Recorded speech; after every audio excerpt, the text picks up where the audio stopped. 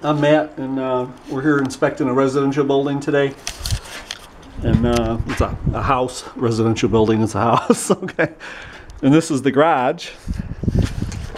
We're outside the garage here.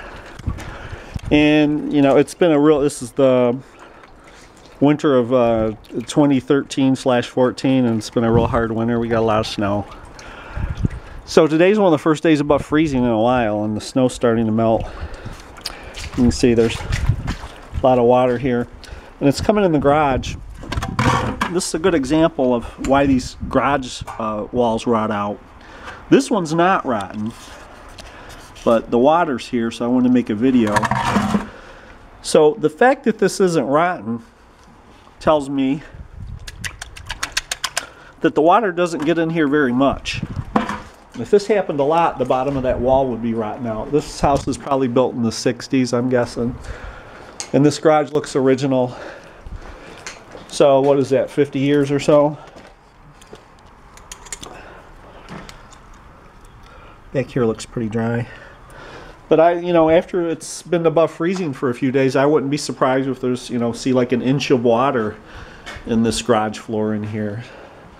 Because it's got no place else to go. The ground's still pretty frozen. And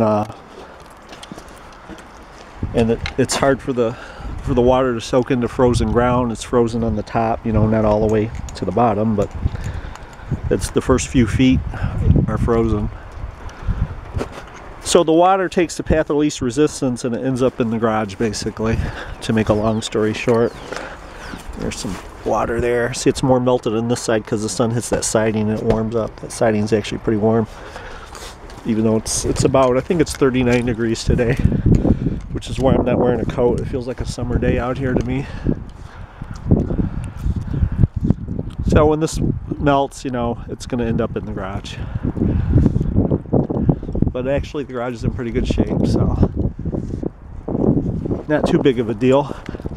Like I said, I just wanted to show that's why garages rot out. Older homes, you see this a lot. What happens is people bring in sod and they bring in mulch and dirt and they keep building up the grate outside. And the grate outside ends up higher than the garage floor. So whenever it rains, the water ends up in the garage like this. And if that happens pretty frequently, it rots the bottom of the wall out.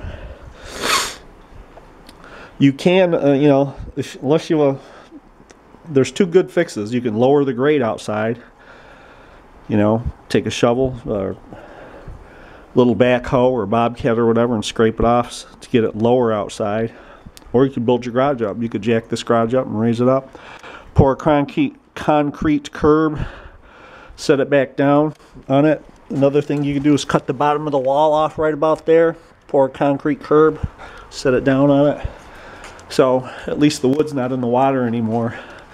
And it's worth doing because to build a garage like this is just a little 2-car garage, probably 20 by 20. It would cost about 20 grand to build this. If you hired a licensed insured contractor, it would cost $20,000 to build this, because I built a 3-car garage at my last house. And we did everything ourselves except the flat work on the concrete. I even did the footings myself. I dug the holes and everything, had a guy do it, and had a guy come and pour the concrete, so I was the general contractor on it. So all I did was pay for the digging and the concrete, but then we hired a guy to do the flat work, you know, finish it off, because I don't know how to do that. And it was about a 3-car garage, a really big garage, and I spent about $11,000 or $12,000 on that, and we did all the work ourselves. So to hire that out, yeah, to build that garage, probably 25 to 35 grand, depending. The way I did it, it'd probably be 35 grand, 30 grand at least.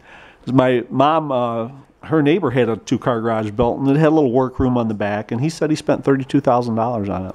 You know, but anyway, that's it.